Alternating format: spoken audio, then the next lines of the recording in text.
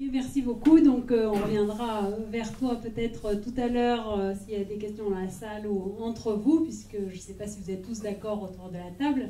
Et je vais passer la parole maintenant donc, à Christophe Leroux de la Ligue contre le cancer. Donc, Christophe, quels sont tes constats, toi, par rapport à ce que tu vis à la Ligue? Est-ce que les donateurs Internet sont que des jeunes? Est-ce qu'ils sont plus âgés? Qu'est-ce qui collecte plus? Le crowdfunding, le site internet? Enfin voilà, je sais que tu as fait différentes expériences, donc je te passe la parole. Bonjour. En 2 mots, pour replacer le contexte, la Ligue contre le cancer, c'est 100 millions d'euros de budget annuel, 95% issus de la générosité du public, dont ELEG. C'est premier financeur de la recherche en France, et contre le cancer, bien entendu, première association de patients, et un acteur aussi militant au niveau de la transformation de la société dans son rapport à la maladie. Il est utile de vous dire évidemment que la maladie cancéreuse concerne absolument tout le monde, de près ou de loin. Donc ça fait un marché, si on parle en termes de marché, qui est considérable, mais c'est paradoxal, c'est-à-dire que cette maladie concernant tout le monde, c'est évidemment une maladie qui potentiellement éloigne tout le monde, puisqu'on préfère ne pas en entendre parler, ou alors, quand on entend parler, malheureusement, c'est un peu tard, et à ce moment-là, les mécanismes communautaires sont plus difficiles à mettre en place. Donc, le contexte, c'est ça, c'est 13 500 bénévoles, c'est implanté partout en France, et c'est une fédération donc, de 103 comités départementaux. 4 actions de lutte, la recherche, l'action pour les malades, la prévention, promotion des dépistages, et puis la transformation de la société, la mobilisation de la société.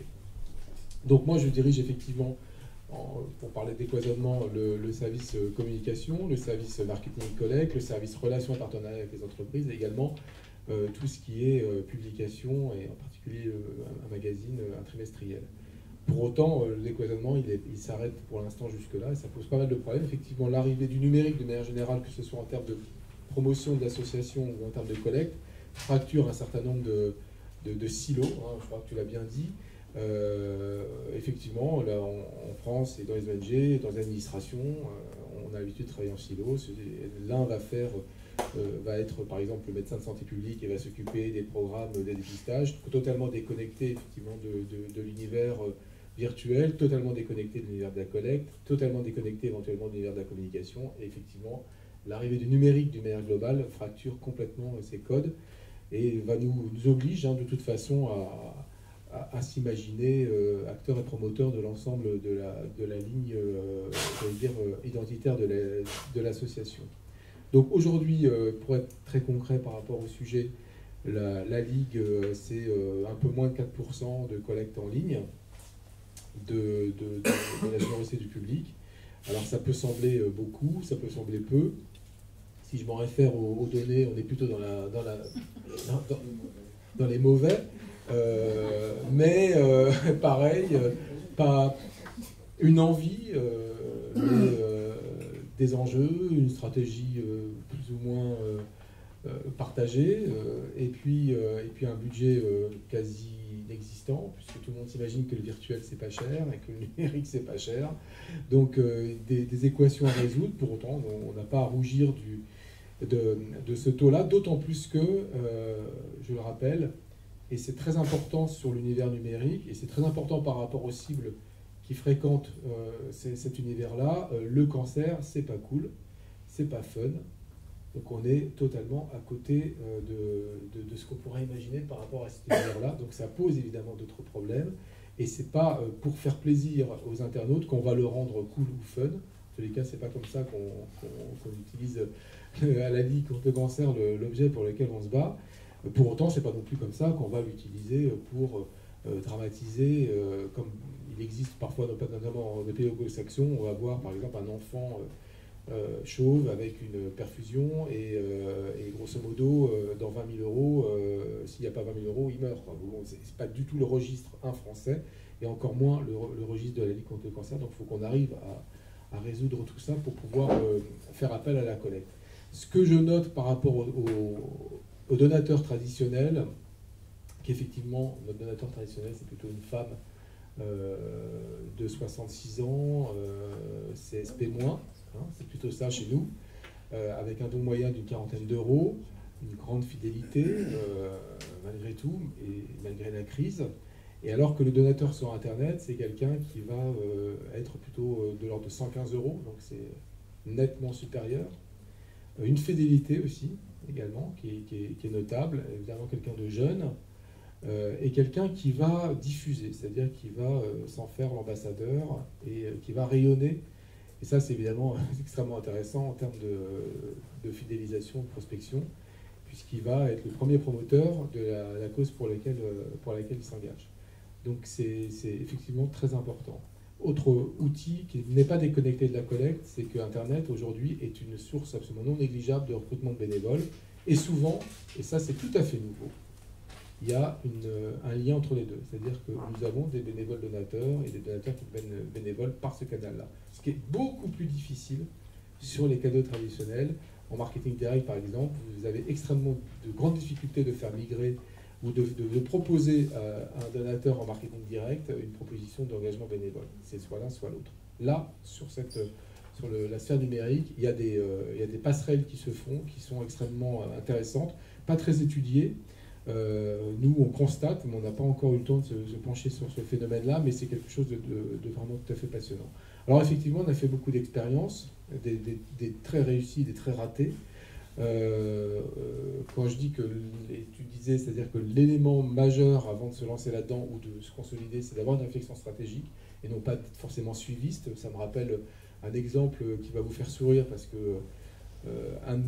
certains de mes collaborateurs et certains des administrateurs de la Ligue il y a quelques années m'avaient absolument convaincu, et du coup j'avais convaincu mes autorités de tutelle de absolument développer un univers Ligue sur Second Life, pensant que ça allait être une manne financière. Et ça, inutile de vous dire que c'était un plantage magistral et qu'on a dû récolter peut-être 3 € sur Second Life.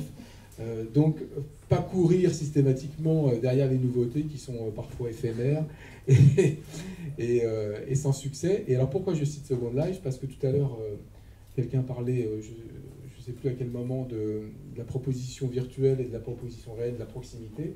C'est clair que Second Life, pour le coup, la proposition était 100% virtuelle et que dans le milieu dans lequel on agit, notamment une maladie virtuelle, ça n'a aucun sens. Alors que la réalité, en particulier la réalité du cancer, malheureusement pour les gens qui sont concernés, ça a un sens et un sens vital.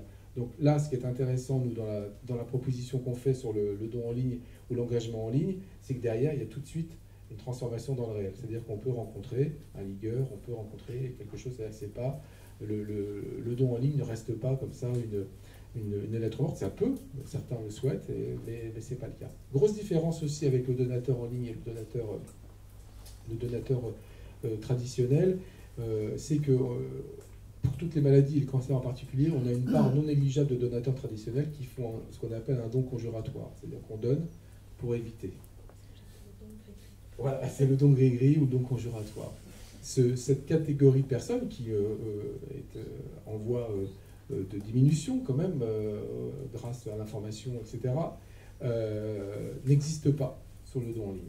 Ça n'existe pas. On n'est pas dans ces mécanismes-là. Par contre, on va trouver des donateurs qui se veulent contributeurs, qui se veulent, en particulier avec le crowdfunding, copropriétaires d'une action. Évidemment, ce sont des choses que l'on ne retrouve pas sur les canaux classiques de collecte. Évidemment, c'est quelque chose qu'il faut absolument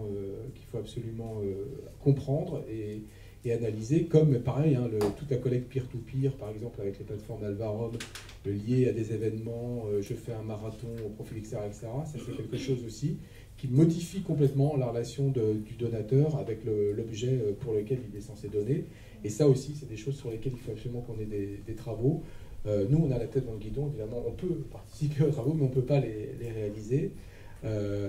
On a fait donc plein d'expériences. On a fait, donc je parlais de l'expérience, la pire, c'était celle de Second Life, mais on a fait des expériences qui ont marché ou qui ont marché, alors pareil, soit en termes de dons, soit en termes de visibilité de l'association.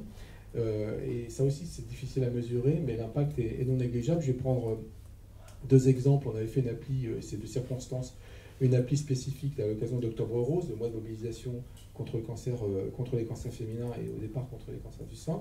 Donc avec une appli spécifique qui avait très très bien marché parce que derrière, bon, bien entendu, il y avait un appel à dons, mais il y avait aussi du serviciel. C'est-à-dire que derrière, il y a une transformation dans le réel.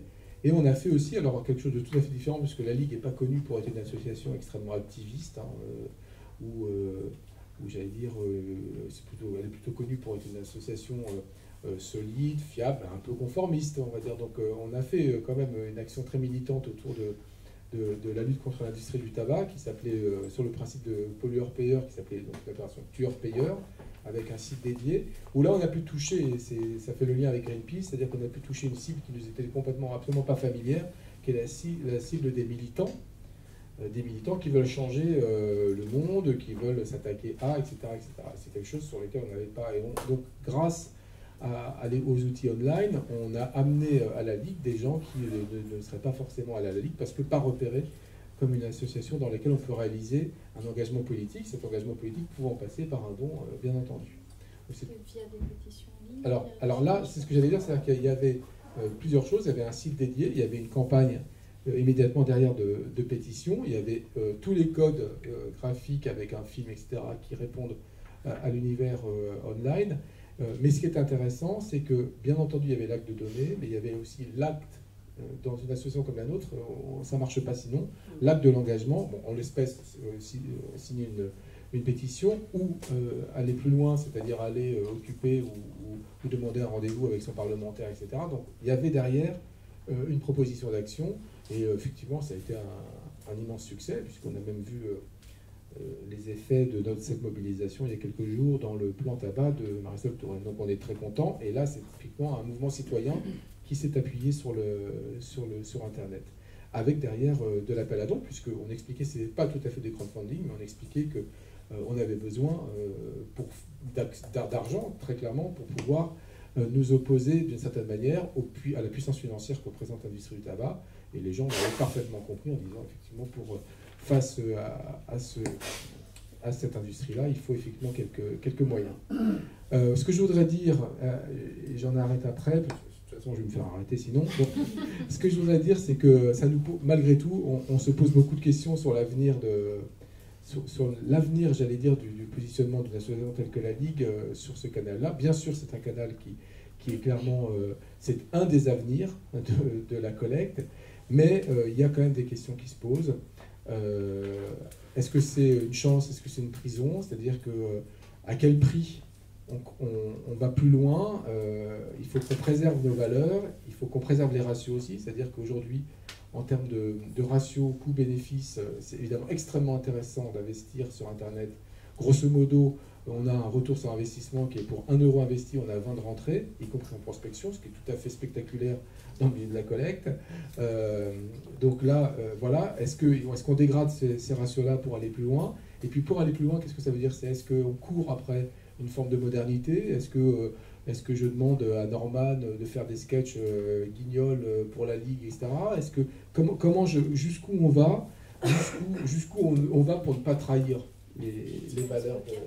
Voilà, Anaïs Bucket, par exemple, ça nous a été dit, mais pourquoi, etc. Donc jusqu'où on va par rapport à ça? Et donc ça, c'est une des questions sur lesquelles il faut absolument qu'on se penche. On développe aussi des actions très récemment de crowdfunding où là, on va donc financer des projets, mais jusqu'où on va aussi, parce que si on finance que des projets identifiés, comment on finance la structure elle-même, les services juridiques, enfin, il y a un certain nombre de questions qui se posent de manière très, très précise sur l'ensemble de ce canal de collecte. Et c'est surtout, moi, une des questions, c'est préserver les valeurs, préserver l'identité de l'émetteur dans une association comme la nôtre, préserver aussi la transformation dans le réel, c'est extrêmement important. C'est-à-dire que on voit, vous le voyez, la présidente d'Octobre Rose, énormément d'initiatives de toute nature, plus ou moins sérieuses, plus ou moins commerciales, plus ou moins sectaires, plus ou moins tout ce que vous voulez, qui font des propositions qui vont jusqu'à des choses très intéressantes, mais jusqu'à des choses aussi qui sont simplement cosmétiques, par exemple, enfin cosmétiques entre guillemets, par exemple, demander à votre copine de poster ses seins sur Facebook, c'est un acte de solidarité. Ah bon? Et en quoi cet acte de solidarité se manifeste?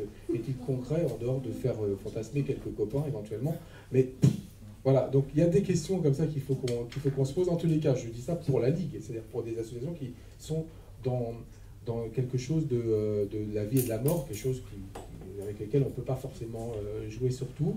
Donc ça, c'est très important. Et puis, ce média-là est un média qui clive, c'est un média qui est radical.